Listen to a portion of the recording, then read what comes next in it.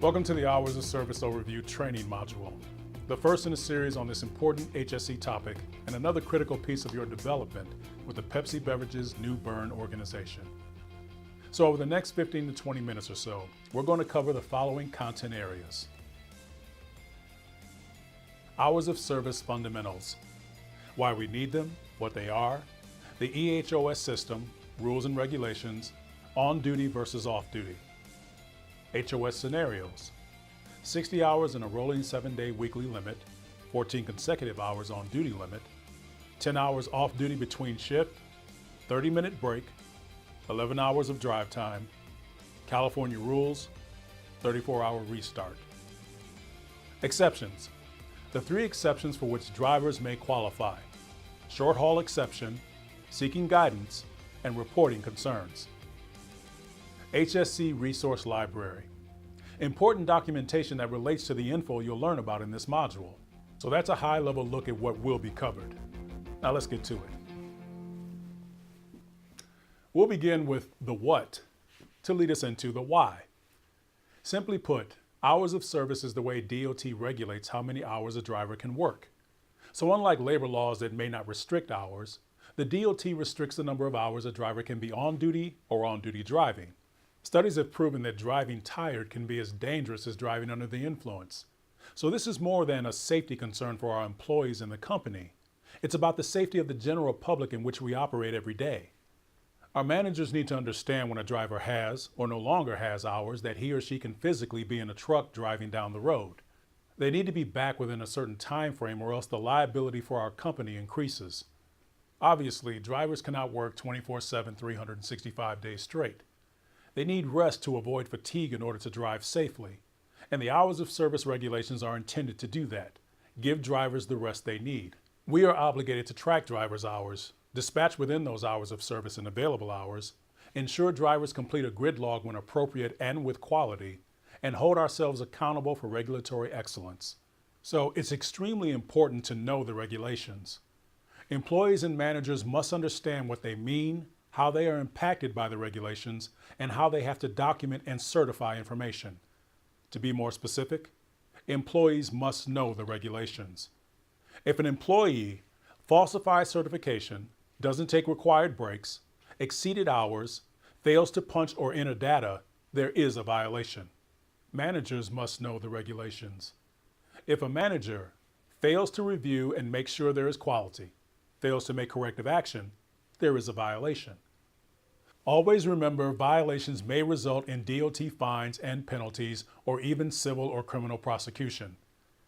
So hopefully at this point you have a strong handle on why this is important. We'll now focus on more of the details around what it is and how it works. We'll start with our S&D EHOS system, and it's very strong.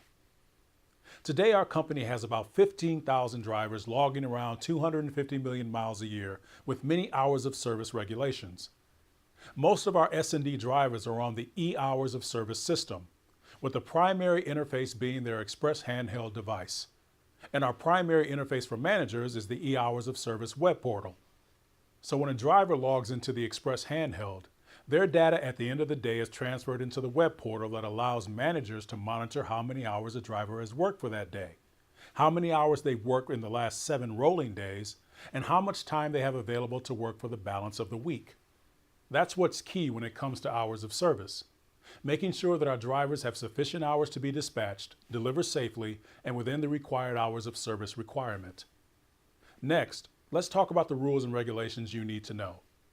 They apply to all drivers operating commercial motor vehicles with a weight of 10,001 pounds or more.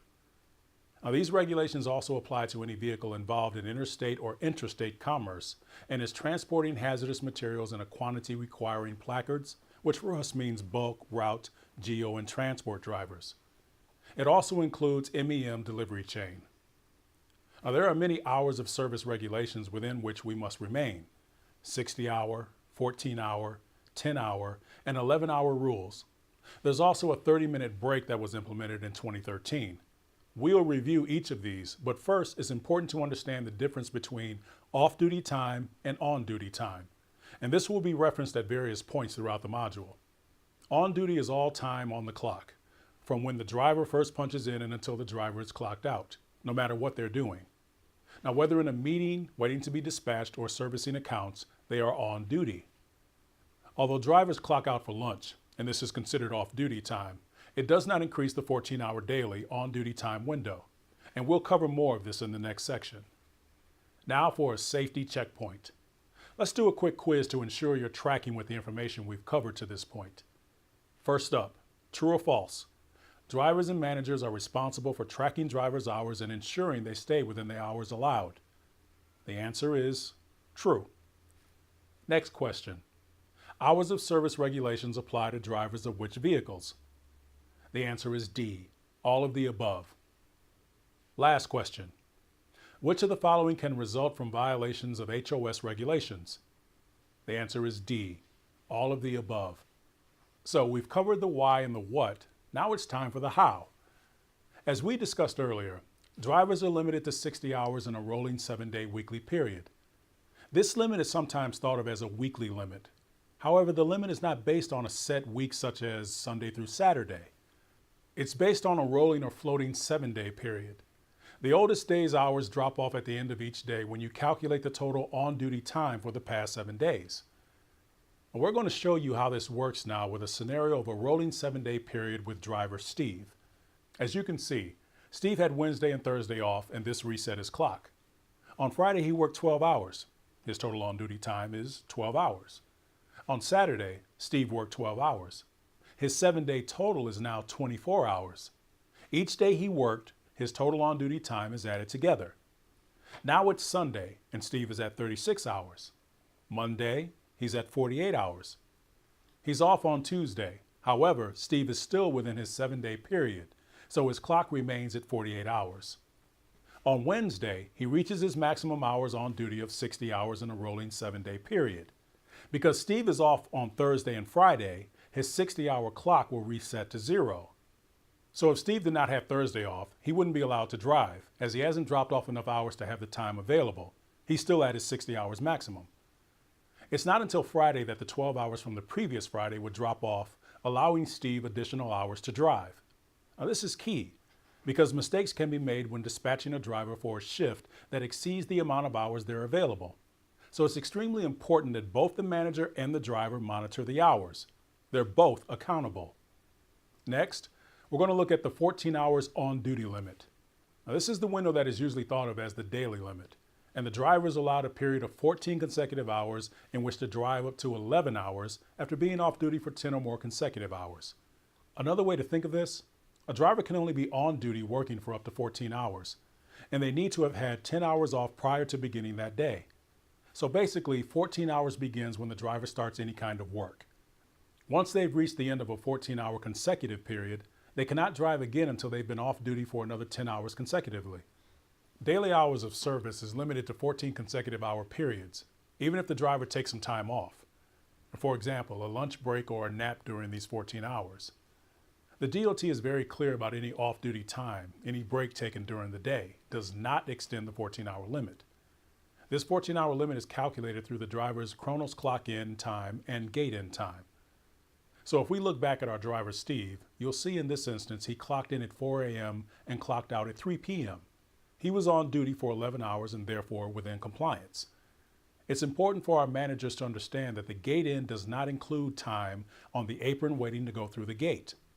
So if Steve gets back at the end of the day and there are 3 trucks in front of him, he's still on drive time and responsible for operating his vehicle until getting through the gate.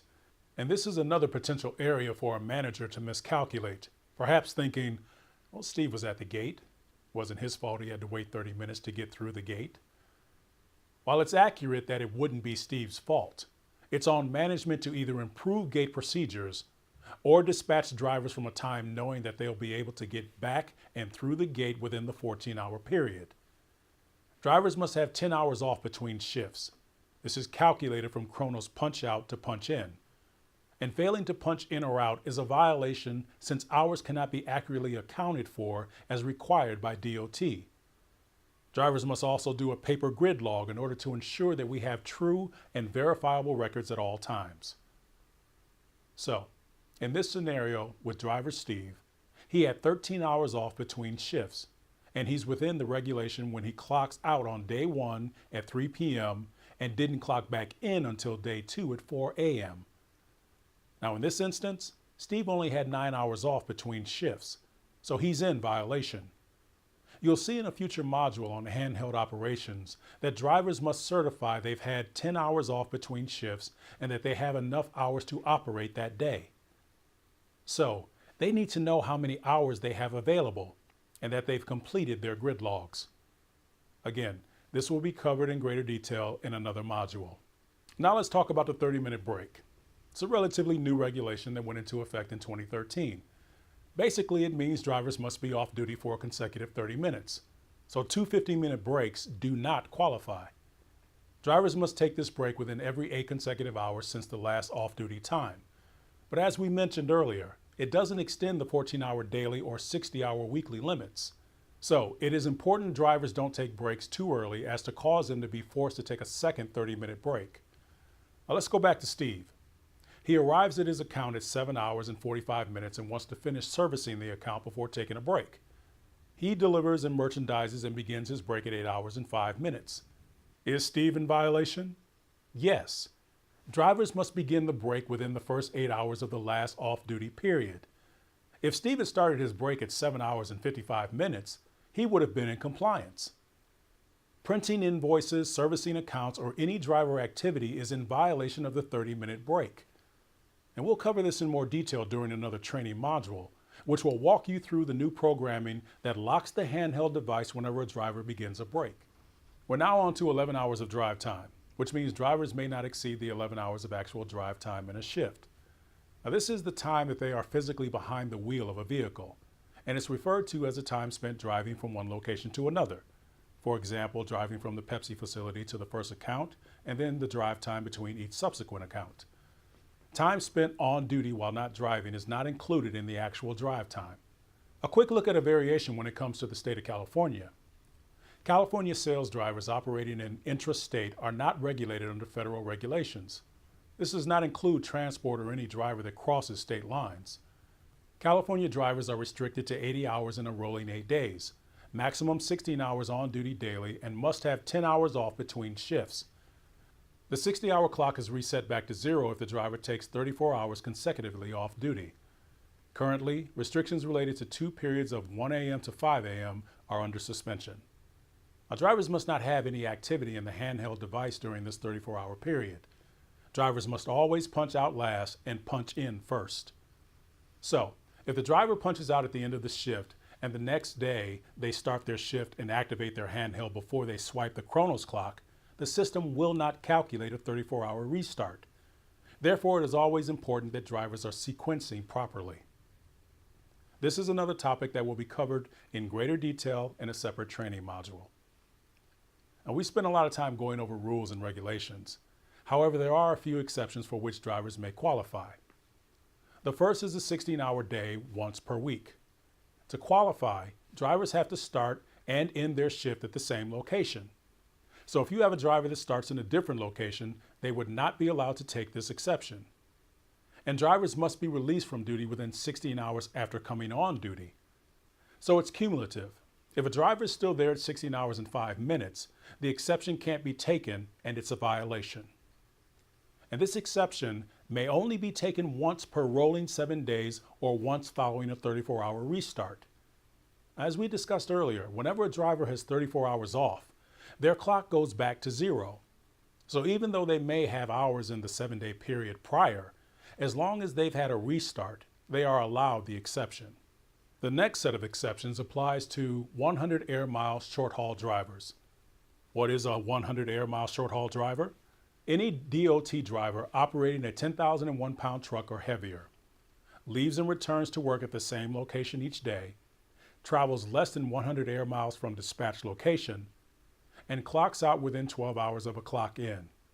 So drivers operating within a 100 air mile radius of their work location return to the work location, release within 12 consecutive hours, and follow all other basic hours of service rules are exempt from having to complete a paper grid log. It's important to remember drivers must be within 100 air mile radius of the work location. Drivers who have accounts further than 100 miles from the facility would not qualify. and drivers working longer than 12 hours must complete a grid log. The last exception allowed also applies to 100 air miles short-haul drivers.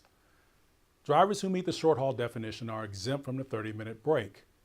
Transport drivers are not short-haul exempt. However, sales and MEM may be. To continue on the crucial nature of these topics, the significance of adhering to safety rules and regulations to the individual, the manager, and the general public, we want to stress the responsibility we all have to ask questions and raise concerns whenever compliance issues arise. You should report all violations of our values, our code of conduct, our policies, and of course, the law to your manager or supervisor. You can also contact the Global Compliance and Ethics or the Law Department. We've also provided a completely confidential way of reporting using Speak Up. There can be no retaliation or negative impact of any kind for reporting these concerns. Bottom line, something's up, speak up. So now let's discuss the HSE Resource Library. Here's where you can find a recap of all the rules and regulations for hours of service. The key documents available include quick reference guides on federal and California HOS details. Make sure to check out these helpful tools. You're almost to the finish line. Now for the final safety checkpoint to see how much you've retained from the module. To begin, true or false? Drivers must have 11 hours off between shifts. The answer is false. Drivers must have 10 hours off between shifts. Question 2, true or false? Drivers can be on duty driving for a maximum of 14 hours per day. The answer is true. There are exceptions for California and short-haul drivers. Question number 3. Drivers are considered short-haul drivers and may take exceptions if they... The answer is D, all of the above. Question 4. True or false? Time off like a lunch or break extends the 14-hour daily maximum. The answer is false. Last question. How can you report safety violations? The answer is D, all of the above. So that will do it for this module on hours of service overview. Before closing things out, some key takeaways to remember. The basics surrounding hours of service, why we need them, what they are, the EHOS system, on duty versus off duty. Rules and regulations, 60 hours in a rolling 7-day weekly limit, 14 consecutive hours on duty limit, 10 hours off duty between shifts, 30-minute break, 11 hours of drive time, California rules, 34-hour restart. The exceptions, 16-hour day, grid log, and short haul exemption. The HSE Resource Library, your destination for important DOT information and documents. Once again, we're counting on you to understand these important principles and lead your people effectively. We know you won't let us down. So stay tuned for more DOT modules here on Training on Demand. And until next time, thank you for your attention, stay safe, and in the zero zone.